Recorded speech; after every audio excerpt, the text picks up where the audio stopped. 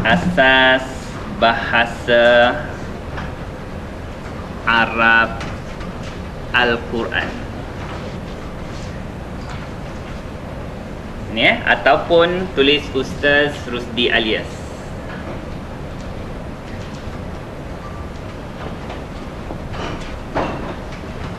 Ataupun kalau nak memiliki CD, kebanyakan kelas saya sudah di CD-kan. Ini grup Al-Fatih. Al-Fatih, Anwar dan dia punya kawan-kawan dia biasanya ikut saya untuk rakamkan kelas. Dan kalau tuan-tuan belajar di sini dan tuan-tuan ulang dalam CD, ikut berapa kali tuan-tuan ulang, bermakna kalau 4 kali ulang bermakna 4 kelas. 1 kelas bayar, 4 kelas free. Ya. Ya, nanti itu Kak Anwar nama, minta Kak Anwar. Jadi dia akan rakam setiap kali saya mengajar, dan minggu depan dia akan CD tersebut lah, ya. Kumpulan perakam. Saya tak ada kumpulan. Seorang je. Jadi tuan-tuan, jadi dengan teknologi yang ada sekarang ni, tuan-tuan yang sebenarnya boleh belajar dengan lebih pantas, kerana kaedah saya ni kaedah yang sama juga seperti mana yang saya ajar di kelas-kelas yang lain. Cuma jangan buka yang lanjutan punya, ya. Kalau yang asas tu memang surah Yasin. Kalau surah Yasin tu itu asas, dan tuan-tuan dan perempuan boleh ikut seperti mana yang saya ajar di sini, iaitu mengajar asas bahasa Arab kepada orang yang belum pernah belajar. Asalkan dia boleh baca Quran, insya-Allah dia boleh ikut, ya. Dan bila saya ajar kelas lanjutan pun, diagram yang kita guna hijau, lagi kuning dan pink tu adalah benda yang sama yang kita akan ajar dalam kelas lanjutan, cuma dia adalah pengukuhan dan pemantapan, ya. Okey, jadi mana saya menganggap kelas ni kelas yang tak ada asas lah, ya. Sebab tu saya ajar asas. Dan kalau saya terlaju, maka bagi tahu saya, ya. Kalau saya terperlahan, kalau yang bagi tahu saya tu orang dah belajar, itu tidak boleh dilayan. Saya hanya melayan orang yang asas, ya. Sebab ini kelas asas. Mana saya juga ada kelas-kelas lanjutan saya yang tuan-tuan boleh ikut, ya, di tempat-tempat yang lain. Ya, jadi maknanya kalau siapa yang dah ada asas dan dah banyak belajar tapi nak join juga kelas ni, anggaplah belajar untuk mengajar. Ya, macam mana kita belajar nak mengajar orang asas bahasa Arab, boleh juga. Dan beberapa student saya dah boleh mengajar, ya, dengan kaedah ini. Dia ulang-ulang, akhirnya ulangan yang banyak ni akan memahirkan kita dan sampai boleh mengajar. Ya, boleh mengajar tu maknanya dalam keadaan ada juga perkataan ataupun masalah yang dia tak faham. Bila ditanya oleh anak murid dia, tenganga juga dia, kan? Tak apa. Daripada situ dia belajar, dia akan bertanya dan berbincang. Ini kaedah yang paling cepat nak pandai, iaitu datang sini niat nak mengajar. Jangan terus apa jadi penceramah je pula. Ajar anak, cucu, ya, jiran dan seumpamanya, ya. Okey. Dalam bahasa Arab, bila kita belajar satu kemahiran asas, bila kita nak belajar bahasa Arab, mesti setiap perkataan tu tuan-tuan dan perempuan dapat pecahkan. Jangan nampak sama. Sebab setiap perkataan bahasa Arab mesti dapat dikategorikan kepada 3 ni, ya. Sama ada dia isim, ya, isim, ataupun dalam bahasa Melayu dia dipanggil kata nama, ataupun dia adalah fi'il. Apa makna fi'il? Kata perbuatan, iaitu kata kerja. Dan sama ada perkataan tu adalah haraf. Apa makna haraf? Iaitu kata sendi, ya. Kebanyakan perkataan dalam bahasa Arab adalah isim. Saya rasa bukan bahasa Arab saja, dalam semua ya, bahasa. Sebab inilah yang pertama sekali diajarkan oleh malaikat kepada Nabi Adam bila turun kat dunia. Wa 'allama Adam al-asma'a kullaha. Ya, dan dia iaitu Allah mengajarkan Nabi Adam al-asma'. Asma' tu adalah kalimah jamak daripada isim. Allah mengajarkan Adam apa isim? Nama-nama, iaitu semua benda adalah nama. Nama binatang, pokok, langit, bumi, syurga, neraka, manusia dan segala makhluk Allah Ta'ala itu adalah isim. Ya? Jadi maknanya Allah ajarkan Nabi Adam. Sebab itulah perkataan semua dalam apa-apa bahasa terkumpul kategori isim, iaitu kata nama. Ya? Dalam Quran pun yang banyaknya isim. Sebab tu isim tu kita akan cuba perangkap dia dengan tanda ataupun dengan sebab dia masuk dalam kotak ni. Ya? Kemudian yang kedua, kategori fi'il. Apa makna fi'il? Perbuatan, kata kerja. Ya, maknanya kalau Allah murka, murka itu perbuatan. Menyiksa perbuatan. Menurunkan rezeki itu perbuatan. Ya. Kalau Allah Subhanahu Wa Taala menceritakan yang akan berlaku, ya, akan berlaku kiamat, itu juga perbuatan. Ya. Jadi fi'il ataupun perbuatan dalam bahasa Arab terbahagi kepada 4 jenis. Ada yang katakan 3 saja, ada kata 4. Sebab yang ketiga dan keempat ni dua perbuatan berlawanan. Okey, yang pertama dikatakan fi'il. Apa makna fi'il? Perbuatan. Kata perbuatan menunjukkan telah berlaku, dia panggil madhi. Fi'il madhi. Ya? Kalau Allah cerita umat-umat terdahulu, Allah cerita fi'il madhi. Ya?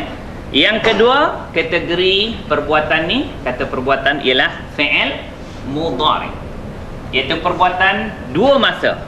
Dia cover dua masa. Pertama yang sedang berlaku dan yang kedua akan berlaku.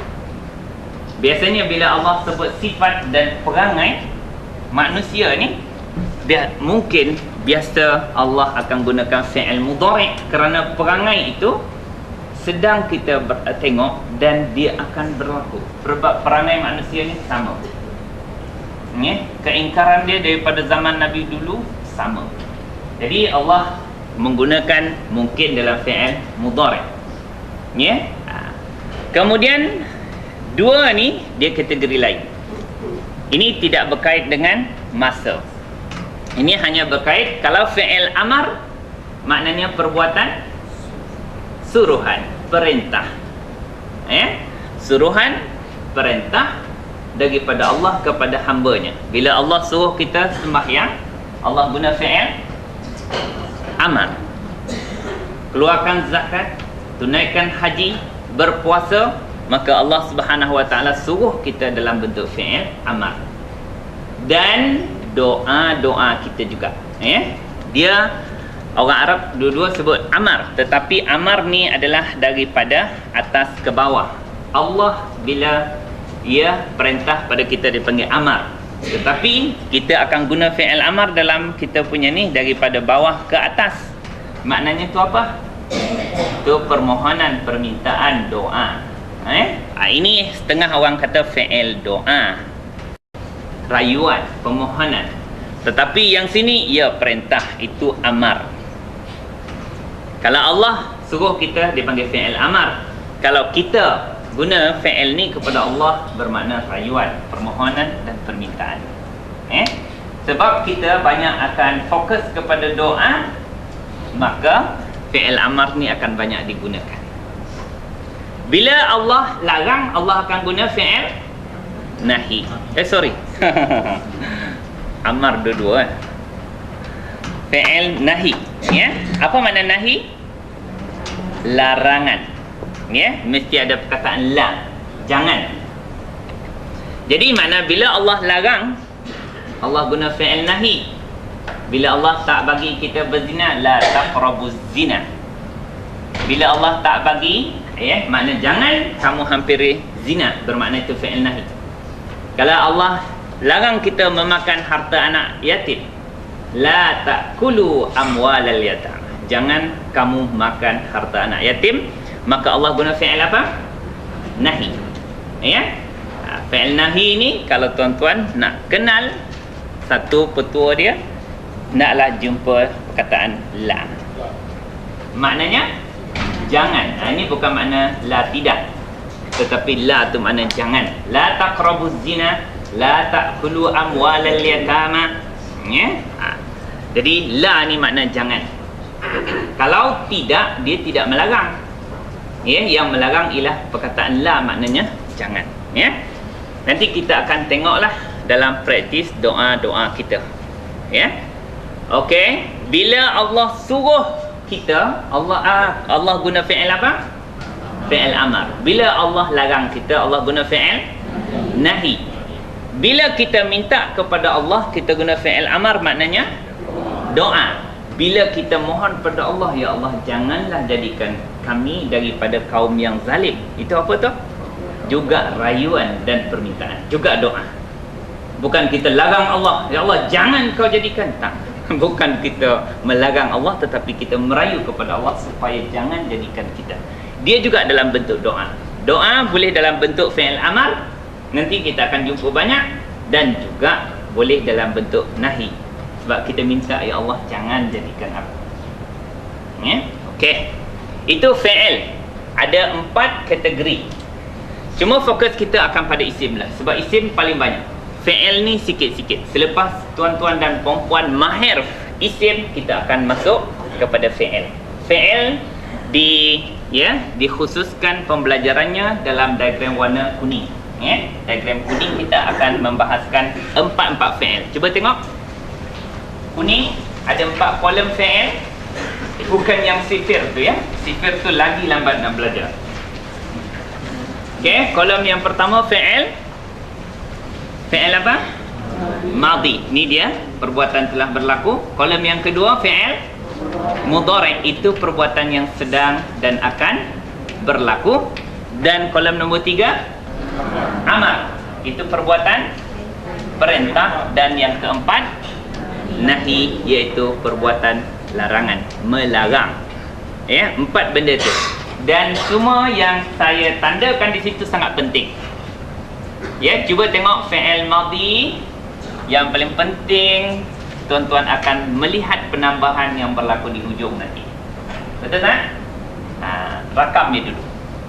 Yang kedua, fi'il mudhari', apa penambahan? Di pangkal dan di hujung. Kalau fi'il amar, hujung saja yang akan bertambah. Kalau fi'il nahi, juga hujung yang akan bertambah. Ini yang akan menjadikan kita dapat membezakan fi'il madhi, mudhari', amar dan nahi. Dan kita belajar selepas 1 bulan atau 2 bulan. Saya akan tengok muka tuan-tuan berkerut tak berkerut, ya? Kalau berkerut, lambatlah jumpa fi'il. Kalau suka je, angguk je, bukan angguk tidur, saya akan percepatkan pembelajaran saya, ya? Sebab tu kalau siapa mengikuti kelas saya, walaupun pelajaran yang sama, cuma pendekatan mungkin akan berbeza-beza melihat muka student saya. Tengok macam mana student tu faham ke tak soalan dia bagaimana. Di situlah saya akan mendekatkan tuan-tuan dan puan-puan. Yang paling penting, jangan biarkan daripada pelajaran pertama tu kita tak faham. Kalau tak faham, nak tanya sini pun boleh. Kalau nampak personal sangat tu, ya, boleh tanya lepas kelas ataupun datang awal kelas. Lepas kelas saya tak boleh lama-lama sangat sebab saya ada satu kelas komunikasi, ya. Siapa nak bercakap boleh pergi kelas tu. Tapi yang dah boleh bercakap lah, bukan cakap Melayu, cakap Arab, sebab dia orang agak sudah lama dan dia orang dah agak boleh kita punya pelajaran ni, dan dia boleh praktis dalam bercakap. Okey, kalau tuan-tuan nak dengar saya setiap hari daripada Isnin sampai Jumaat, boleh pada pukul 8.30 pagi. Di mana? Di IKIM FM, ya. Hayya bil Arabiyah. Dan kalau tuan-tuan tak sempat, pukul 9 malam siaran ulangan. Tetapi semua tu adalah rakaman. Cuma tuan-tuan dengar tak apa sebab dia ada terjemahan. Dan kalau tak faham pun insya-Allah boleh faham. Khususnya untuk kebelakangan ni sebab perbualan saya dengan anak saya dalam IKIM tu adalah tentang sirah Nabi. Tuan-tuan mesti tahu bila Nabi dilahirkan, siapa mak Nabi, datuk Nabi, Nabi berkahwin, minggu ni kami akan berbincang. Kalau minggu ni cerita apa? Cerita apa ya?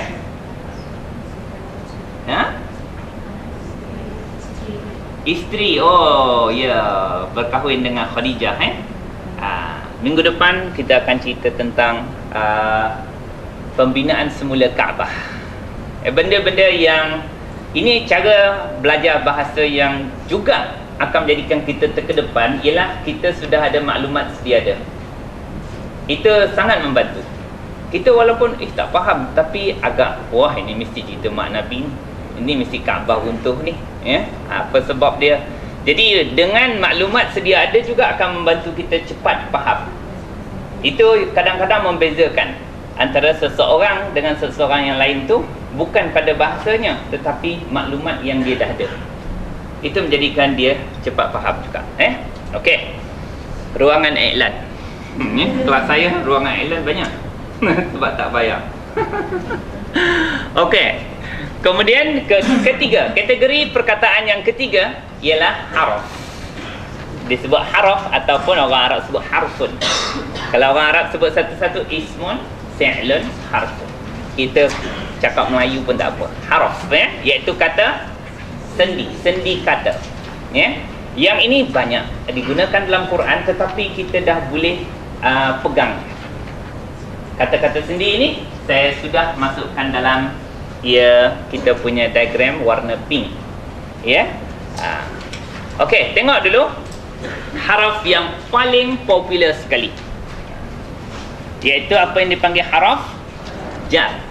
Dia dinamakan jar kerana apa sahaja perkataan selepas dia ni mestilah isim berbaris di bawah hujungnya. Macam kita baca Bismillahirrahmanirrahim. Okey, a'udzu billah. Bi, lepas tu kita jumpa mesti selepas dia baris bawah. Kerana jar ni makna bagi bawah. Selepas perkataan bi mesti bagi bawah. Billahi. Bismi. Tak apa. Itu contoh. Kenapa dinamakan jar? Kerana dia akan membaris bawahkan perkataan isim yang selepas dia. Apa makna isim? Kata nama. Okey. Yang ni kita tengok. Ini kalau tuan-tuan ingat untung. Ada 9 perkataan kerana dia mewakili setiap ayat Quran. Ada dia, ada ayat Quran. Yang pertama apa dia? Min. Apa makna min? Dari. Tuan-tuan nak conteng-conteng lah. Tak nak conteng, hafal. Min, dari. Ini kata sendi yang akan diguna secara kerap. Dengan kekerapan setiap ayat Quran ada dia. Kalau tak ingat, maknanya tak apa, pegang diagram tu, bawa ke mana-mana. Min makna dari. Kemudian ala makna apa? Di atas. Kemudian min ala bi. Apa makna bi? Dengan Bismillahirrahmanirrahim. A'udzu billahi. Kemudian yang keempat apa dia? Ila. Apa makna ila? Ke atau kepada. Kemudian yang kelima fi. Apa makna fi? Dalam. Lagi di. Lagi pada. Di dalam, pada, atau di saja. Min ala bi ila fi. Kemudian ka. Apa makna ka? Seperti atau demikian. Kemudian kaf. Lepas tu an. Apa makna an? Tentang atau daripada. Kaf an. Kemudian ini perkataan sangat tidak popular. Tetapi dimasukkan takut dia kecil hati. Ya? Sebab dia adik-beradik dia. Tapi dia sangat tidak popular. Langsung tak boleh jumpa dalam Quran. Kecuali satu, tetapi tidak diperasani juga. Rubba mana apa? Jarang sekali juga.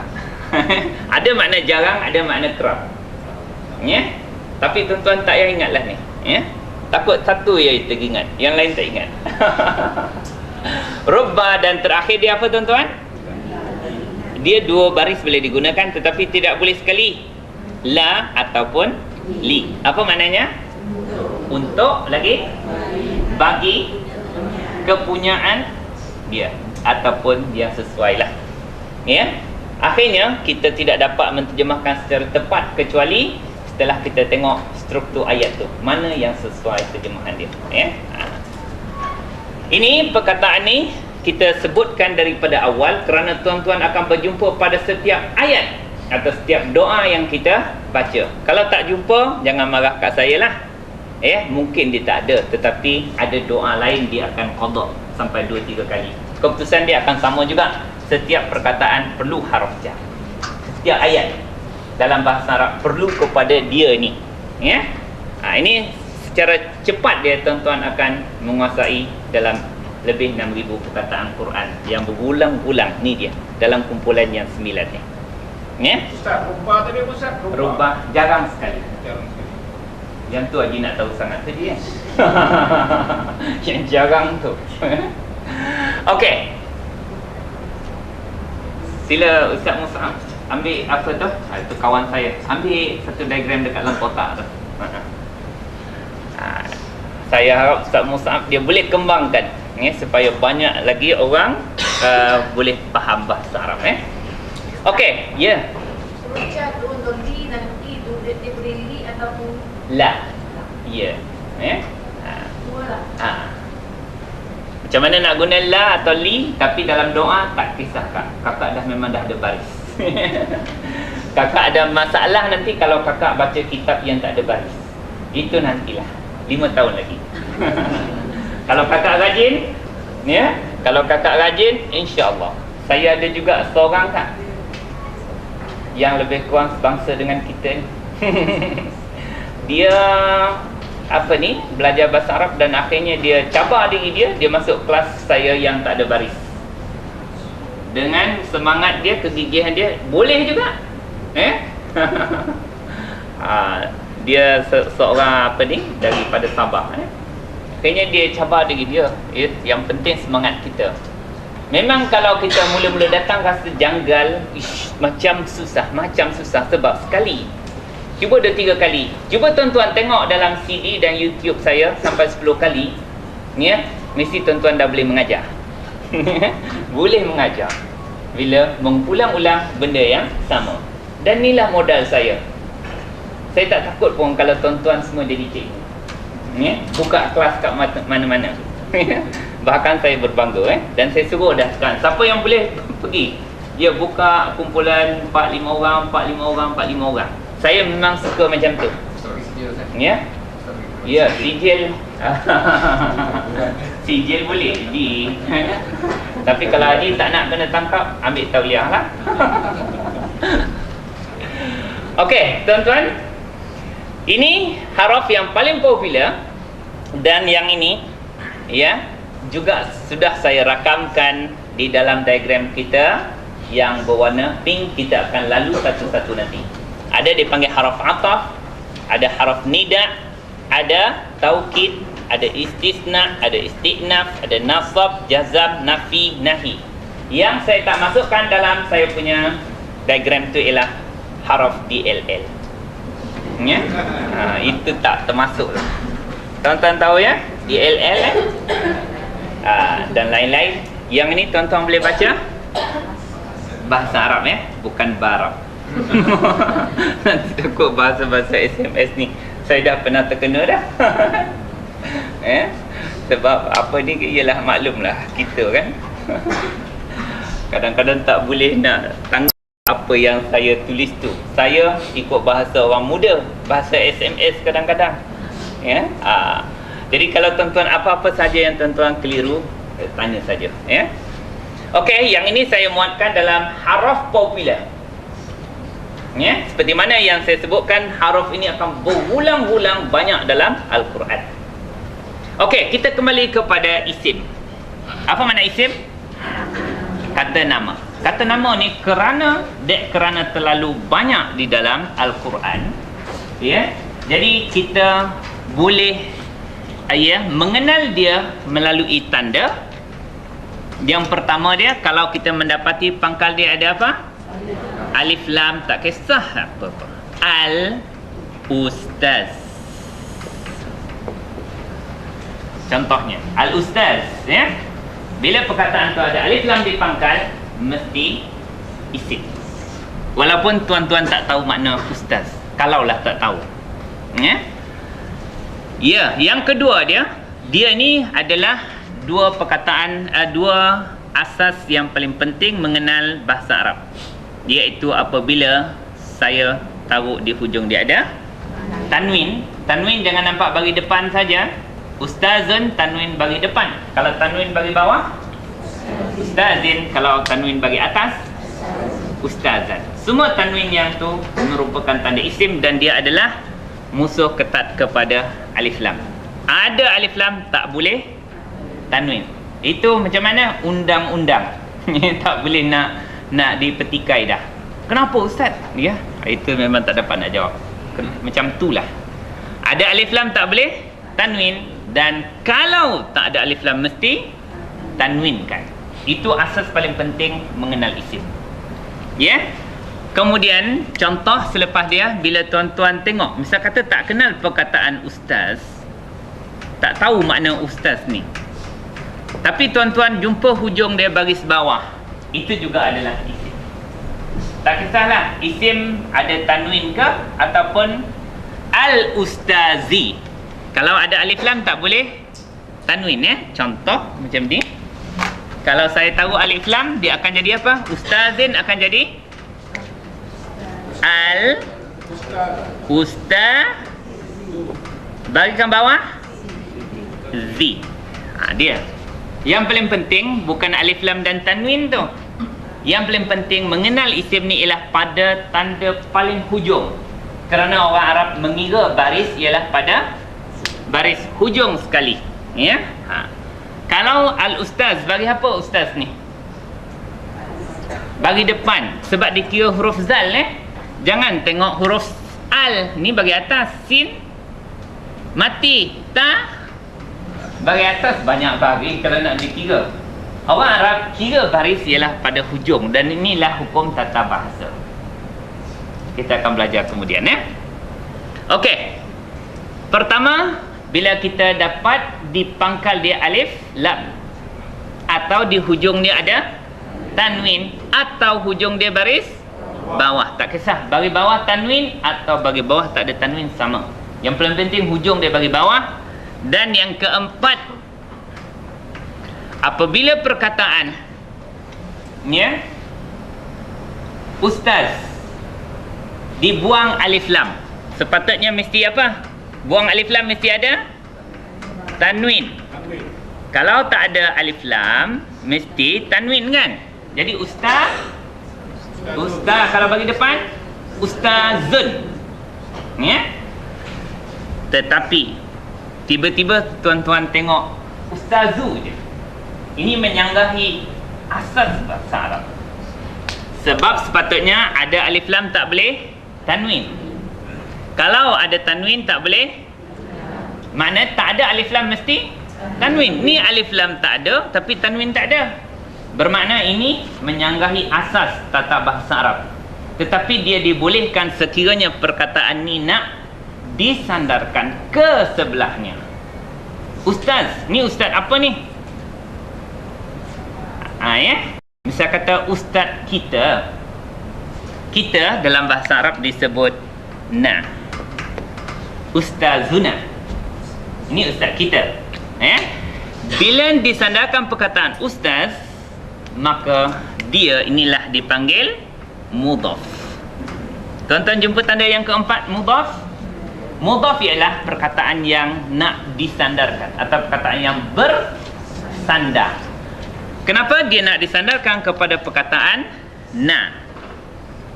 Kami. Ustazuna maknanya ustaz kami, ustaz kita. Ya? Jadi bila perkataan tu mudhaf, ya? Apa makna mudhaf tadi? Bersandar, dia hendaklah ditanggalkan asas kepada isim. Dibuang apa dia ni? Alif lam, dan dibuang tanwin dia. Buang dua-dua sekali. Tetapi dia tetap adalah isim. Apa makna isim? Nama, kerana dia ditanggalkan, kerana dia nak bersandar kepada perkataan sebelahnya. Ustazuna. Kalau dalam kita punya contoh tu apa? Rasul. Dia perkataan rasulun. Sepatutnya kalau tak ada alif lam mesti rasulun, mesti ada tanwin kan? Betul? Tetapi ditanggalkan alif lam, ditanggalkan tanwin. Jadi rasulu. Kenapa? Sebab perkataan rasul nak disandarkan kepada siapa? Allah. Rasulullahi.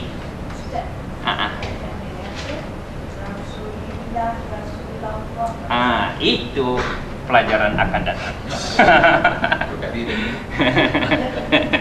Tak apa, sabar kak. Tak ada. Benda tu tidak confuse bila kita jelaskan. Makna Rasulullah betul tak? Untuk mudhaf mudhaf ilaih betul. Rasulillahi mudhaf mudhaf ilaih juga. Rasulullah juga. Ya? Betul. Cumanya nanti setiap ini pelajaran sikit lanjut sikit lah. Setiap baris dalam bahasa Arab semua ada alasan. Alasannya ada dalam diagram warna purple. Cuba tuan-tuan tengok purple ada tak? Kalau tak ada, itu pelajaran lanjutan. Ada. Kita ada satu diagram tambahan bila kita nak belajar lebih tinggi sikit, iaitu warna purple. Tapi kalau tuan-tuan nak mengintip juga, ya, masuk je dalam saya punya kelas, ya, dalam YouTube, terjumpalah warna purple tu. Okey. Ini apabila perkataan itu bersandar, dia ditanggalkan asas. Sepatutnya ustazun ataupun al-ustazu. Tetapi alif lam dan tanwin dia dibuang untuk dia disandarkan pada perkataan sebelah. Perkataan ni yang dipanggil mudhaf, nak bersandar ni sangat penting, kerana dia akan berulang dengan kekerapan. Ni kalau tak silap saya 2 atau 3 kali dalam ayat Quran. Nanti kita jumpalah dalam kita punya exercise surah Fatihah minggu lepas pun banyak dah kan? Ya? Kita kenal dia tu kata nama, dibuang alif lam dan tanwin dia, makna tengok sebelah, dia nak menyandar. Ya? Dia boleh bersandar banyak. Berapa kali dia nak bersandar boleh, asalkan ada perkataan yang dia nak sandar. Ya? Bersandar mesti perkataan sebelah. Jangan cari sampai jauh-jauh. Saya kata saya bersandar ke tiang belakang. Tak boleh, tak payah. Saya nak bersandar mesti ke sebelah saya. Okey, dan yang kelima, apa tanda isim? Ya? Apa sahaja perkataan yang terletak selepas dia ni? Ni. Haraf jar yang 9 ni, selepas perkataan, lepas min. Minallahi. A'udzu billahi minasyaitani. Mesti lepas min tu isim. Ya? Ala. Ya? Ala millati rasulillahi. Mesti lepas dia isim. Lepas haraf apa dipanggil ni? Haraf jar mesti isim. Apa maknanya? Mesti isim mana? Kata nama. Contoh di situ apa?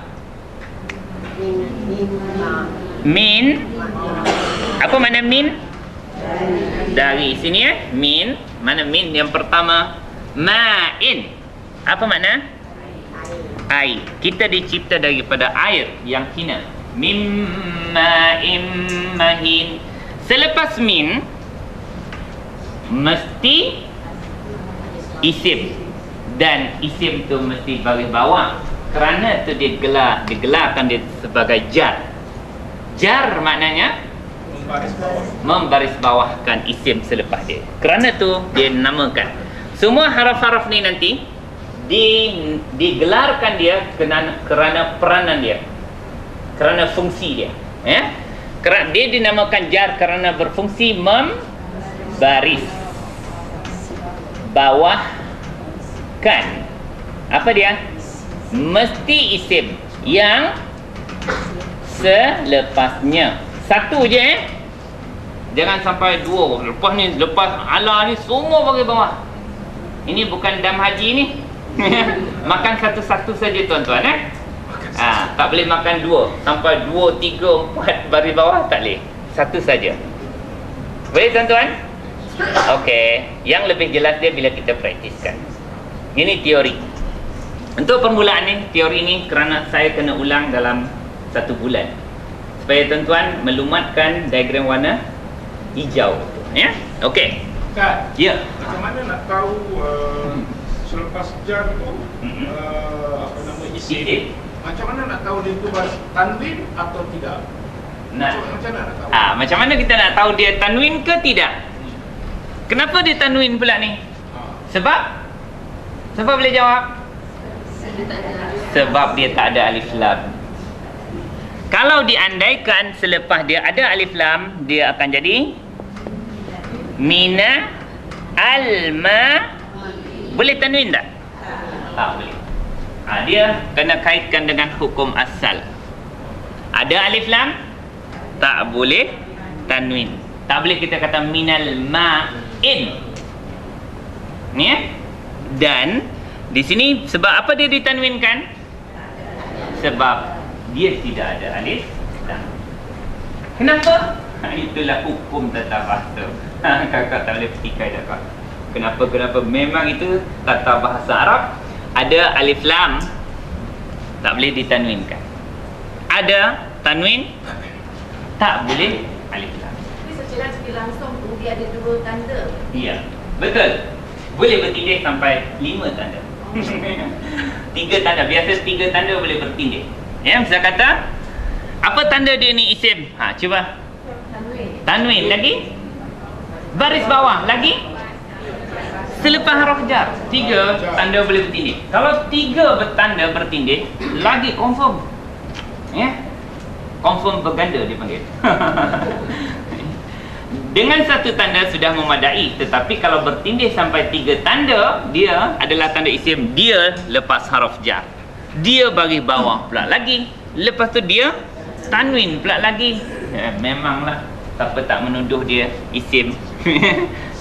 Tidak patut. Sah. Terlalu sah dia adalah isim. Ya? Okey. Kerana isim ni banyak digunakan di dalam Quran, dalam doa dan apa saja yang kita baca dalam bahasa Arab, sebab itulah kita kenali dia melalui tanda dulu. Ya kan? Untuk yang contoh Ya. Ya Umar. Ya Umar. Oh ya. Okey, contoh itu kakak nampak juga terang mata kakak tu. Ya. Apa sahaja perkataan yang terletak selepas ya, itu haraf nida. Dipanggil di situ apa perkataan nida makna seruan. Apa makna ya? Wahai. Selepas wahai itu tuan-tuan jangan ragu, mesti isim. Kita tak boleh nak panggil fi'il. Wahai perbuatan. Wahai berlari. Wahai belajar tak boleh. Kita boleh panggil wahai orang yang belajar. Ya Rasulullah, Ya Habiballah, Ya Allah. Itu semua isim. Ya Rahman, Ya Rahim.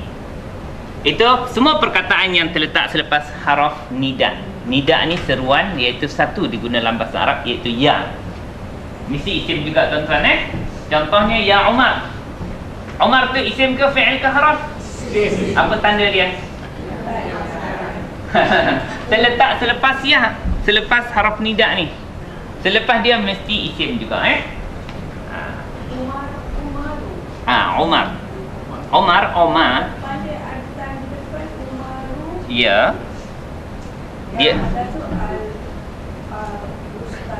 Ya. Sebab nama orang. Oh, ini nama khas Ustaz ya? Ya, nama khas. Wah, siapa yang banyak kaitan tu, dia banyak mengait-ngaitkan tu. Suspense saya tu.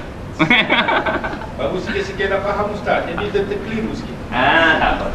Keliru mula-mula tu biasa, Dia tak keliru kalau kita datang kelas.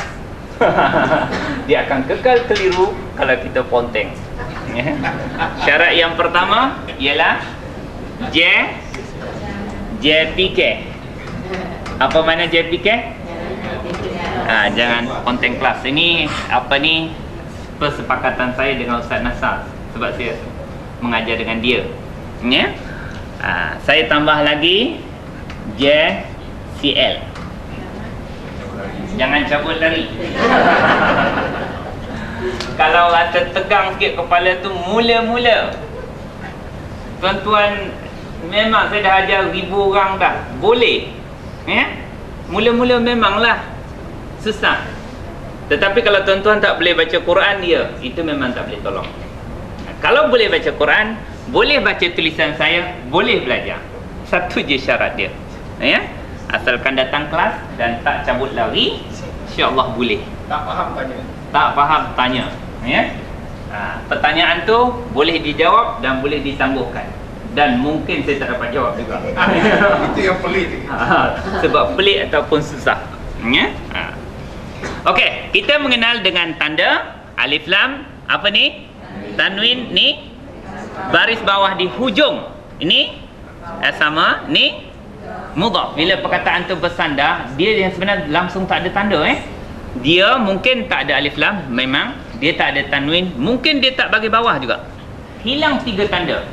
Tetapi kita tetap mengenal dia bahawa adalah isim kerana asal dia al-ustazu, ataupun asal dia ustazun, tetapi dia dibuang dua-dua tanda asas tu kerana nak disandarkan. Jadi kita tahu dia asal dia adalah isim. Memang dia adalah isim kerana dia dah, contoh pun saya dah buat. Asal dia al-ustazu atau ustazun. Tetapi bila nak sandar, buang alif lam dan tanwin dia jadi ustazuna. Apa makna ustazuna? Ustaz kita, ustaz kami. Okey. Dan yang kelima, semua perkataan yang terletak selepas haruf jar ni, yang 9 ni, dan semua perkataan yang terletak selepas haruf nida. Nida makna apa? Seruan. Iaitu ya, perkataan ya makna wahai, mesti juga adalah isim. Adapun 6, 7, 8, 9, 10 dalam diagram tuan-tuan tidak dikenali dia isim kerana tandanya, tetapi kerana dia sangat popular. Inilah yang akan menentukan tuan-tuan ni belajar bahasa Arab ke tidak. Tuan-tuan dia akan diiktiraf belajar bahasa Arab kalau tuan-tuan kenal 6, 7, 8, 9, 10. Dan tuan-tuan kenal ni yang saya kata haruf popular. Semuanya saya sudah rakamkan dalam diagram warna pink. Diagram warna pink tu ada 2 muka.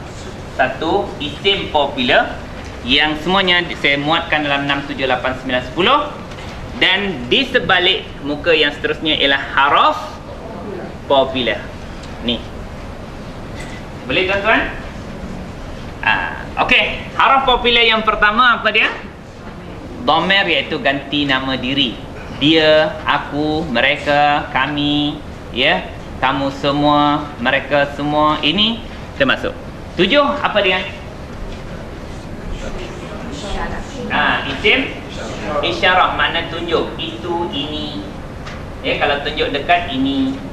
Kalau tunjuk jauh, itu. Ada dalam sana, Sejarah ringkasan dia pada hijau, pendetailan dia pada pink. Okey. Kemudian yang ke-8 apa dia? Isim mausul, itu makna yang. Alladhi, alladhina, itu makna yang. Nanti kita jumpa, kita bincang. Dan yang ke-9 apa dia? Istifham, itu untuk pertanyaan. Mengapa, kenapa, di mana. Itu semua digunakan dalam Quran kerana dalam Quran banyak dialog. Dan Allah juga menarik perhatian pembaca-pembaca Al-Quran dengan bertanya. Sebagai sebagai set induksi untuk orang itu bersedia menerima apa yang Allah akan cakap. Allah tanya dulu. Al-Qari'ah, mal Qari'ah. Apakah dia kiamat tu? Allah tak tahu ke? Tahu sangat. Allah yang menciptakan kiamat tu. Tapi Allah bertanya untuk Allah tarik perhatian kita. Apa dia kiamat tu? Lepas tu baru Allah cerita. Ini sebagai teknik pengajaran. Ya. Ya.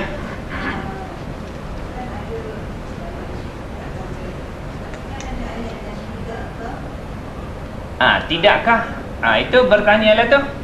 Ada itu. Alam tara kaifa fa'ala rabbuka bi ashabil fil? Adakah tidak engkau mengetahui cerita tentera bergajah? Allah tanya tu, bukan Allah tak tahu, ya. Allah nak tarik perhatian. Tahu tak cerita? Dia panggil istifham, ya. Dan detail kepada penggunaan istifham atau pertanyaan ada dalam diagram warna pink. Dan yang ke-10 apa dia? Ke-9 apa? Istifham yang ke-10 zaraf. Zaraf ni ada dua. Satu menunjukkan masa, di bawah, di atas, di tepi, menunjukkan masa, sebelum, selepas, sekarang, ya, hari ini, bulan itu menunjukkan masa. Kalau menunjukkan tempat, atas, bawah, depan, belakang, kiri, kanan, itu juga kena tahu, digunakan banyak di dalam Al-Quran. Boleh tuan-tuan dan puan-puan? Secara umum dia itulah kerangka sebuah kereta. Ini kita cerita kereta, kita tak nak berpayah ni, tayar sport rim ni, ini berapa punya saiz dia, tayar apa yang paling nak guna, kita tak cerita detail. Inilah rangka. Kalau kita nak kata tunjuk kereta, ni kereta lah. Kalau ni gajah lah. Kita tak mau cerita bab belalai itu panjang sangat. Bab telinga je 1 tahun. Ni, lepas tu tak kenal gajah. Tahu telinga gajah saja. Sekarang ni inilah kerangka keseluruhan bahasa Arab. Boleh saya padam? Okey, sekarang ni kita nak sambung kita punya pembelajaran kita. Kita dah masuk surah Fatihah baru ni. Sampai ayat ke berapa? Ayat yang ke 4. Apa dia? Malik Yaumiddin, dan sudah. Okey.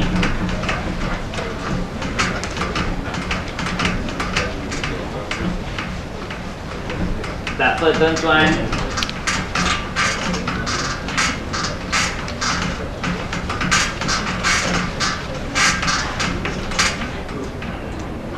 Boleh saya nak ulang ke nak terus? Ulang lagi. Ulang lagi secara pantas, Okey. Kita daripada Fatihah lah. Alhamdu. Apa makna alhamdu? Pujian itu. Pujian. Ya, dia isim ke fi'il ke haraf? Apa tanda dia isim? Ada alif lam di pangkal. Ya? Boleh? Senang je kan? Satu tanda sudah memadai. Pujian. Lillah ada dua perkataan yang digabungkan. Lillahi. Apa dia yang pertama? Li. Isim ke fi'il ke haraf tu? Haraf. Apa makna li? Untuk. Haraf apa? Yang popular tadi. Ada perkataan adalah dia. Haraf jar. Li, untuk. Digabungkan dengan perkataan apa? Allahi. Apa peranan haraf jar?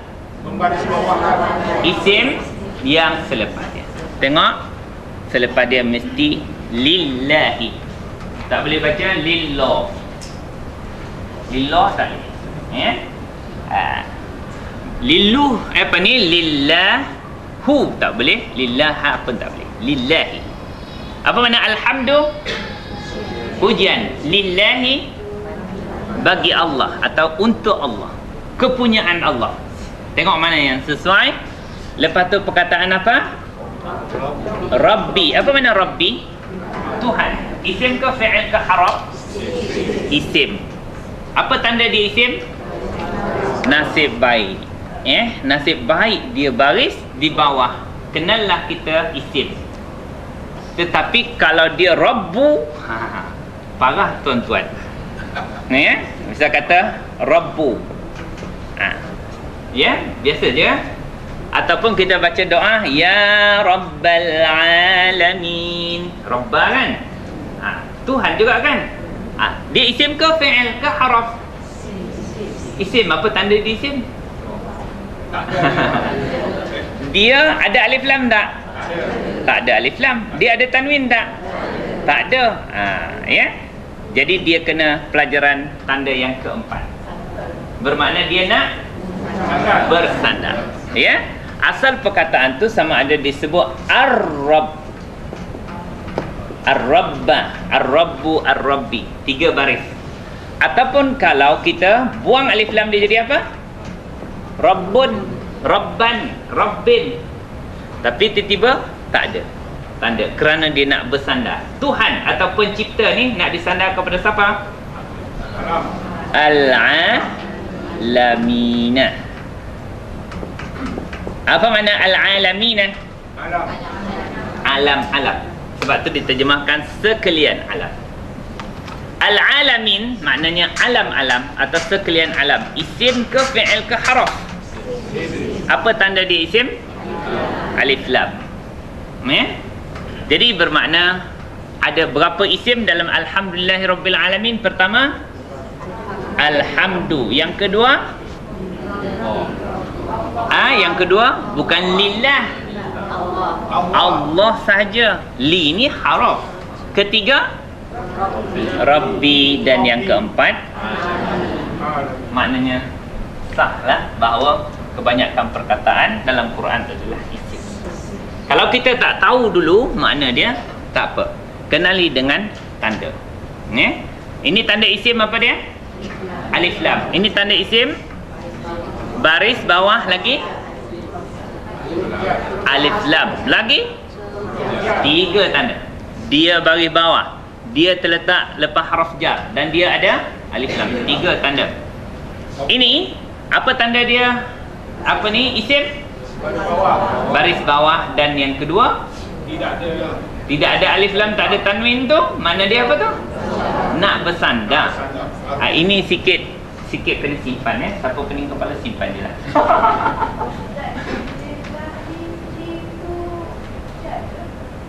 Ni harf jar? Tak. Dia Allah ni bagi bawah. Kenapa? Kerana dia terletak selepas haraf jar. Dia terletak lepas haraf jar. Boleh Kak Suryati? Alhamdulillah. Al-alamin. Ya, Ji? Sampai bila 3 pun, lepas huruf jar mesti balik bawah. Iya. Sampai kiamat. Sampai kiamat, Ji. Tapi kalau jumpa lepas dia tu ada baris lain, kita bincang. Itu maknanya undang-undang asal. Sebab ada di dalam bahasa Arab ni yang kategori kebal, tak makan saman, dan dia tidak boleh dihukum. Ada beberapa perkataan dalam bahasa Arab dia tidak boleh diganggu. Dia tak nak berubah sampai kiamat pula lagi. Jadi kuasa dia tu lebih kuat. Letak lepas haraf jar dia buat tak reti je, tak nak bagi bawah. Dia ada juga yang tu. Tetapi hukum asal dalam bahasa Arab, apa sahaja perkataan selepas haraf jar mesti baris bawah. Lillahi minasyaitani bismi. Okey, alhamdulillahirabbil alamin. Cuba tuan-tuan terjemahkan alhamdu. Kalau ada al tu makna itu. Pujian tersebut itu. Li untuk, lillahi Allah, Rabbi. Yang sebenarnya kena sebut sekali Rabbil alamin, Tuhan sekalian alam, pencipta sekalian alam. Kalau dalam bahasa Arab ada sikit perbezaan makna. Rabb ini bermakna pencipta, pentadbir, pengurus, dengan makna-makna begitu Rabb. Tetapi kalau kita mengucap, macam mana mengucap? La ilaha. Apa makna ilah? La ilah ni makna Tuhan juga. Tetapi ini maknanya yang disembah, yang dihambakan diri. Itu perbezaan antara Rabb dengan ilah. Okey tuan-tuan, seterusnya perkataan Alhamdulillahirabbil alamin Ar-Rahmani. Perkataan dah berulang dalam bismillah. Apa makna Ar-Rahmani? Yang Maha Pemurah. Isim ke fi'il ke haraf ni? Apa tanda dia isim? Alif lam di pangkal. Lagi? Baris bawah di hujung. Ada dua tanda Begitu juga dengan perkataan Ar-Rahimi. Apa makna Ar-Rahimi? Yang Maha Pengasih, yang Maha Mengasihani. Isim ke fi'il ke haraf? Tanda dia alif lam di pangkal dan baris bawah di mana? Hujung. Jangan tengok baris bawah ni di ha ni. Ni baris bawah juga, mesti dikira pada hujung sekali. Kalau dikatakan alhamdu bagi apa? Nak orang Arab dikira baris. Alhamdu bagi apa? Baris depan, kerana dikira pada huruf hujung. Kalau perkataan Allah bagi apa? Bawah, kerana dikira pada huruf ha, hi. Jangan nampak Allah lam bagi atas. Rabbi bagi apa? Bawah, kerana dikira ba yang paling hujung. Ar-Rahmani bagi apa? Bawah, kerana dikira ni. Ar-Rahim bagi apa? Bawah juga, kerana dikira ni. Jangan nak kira sebelum tu, macam-macam baris ada. Ar-Rahim bagi apa? Macam-macam Ustaz. Tasydid ada, Mati atas ada, mati pun, hidup pun mati. Macam tu hidup mati. Okey, dikatakan baris dalam bahasa Arab dikira pada baris paling akhir sekali. Ustaz, Ya saya. sebagai selingan lah Ustaz, sebagai Ya. melibatkan akhirat. Ruangan iklan. Kalau kita tersalah sebut lah Ustaz, Alhamdulillahirabbil alamin. Apa jadi Ustaz? Wah, dia ada jadi bermacam-macam. Dia akan macam-macam. Ini ini dalam bab bahasa Arab ada 3 perkara yang sangat sensitif. Pertama, makhraj. Kalau kita di sini ha. Ini ha tuan-tuan Ha bunyi dia macam mana? Pedas. Kalau macam ni bunyi dia ha. Kalau macam ni bunyinya macam mana? Kha.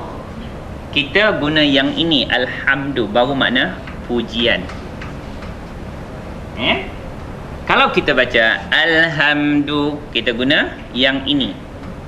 Dia akan mengubah makna alhamdu. Nanti kalau kita tengok kamus, dia maknanya padam.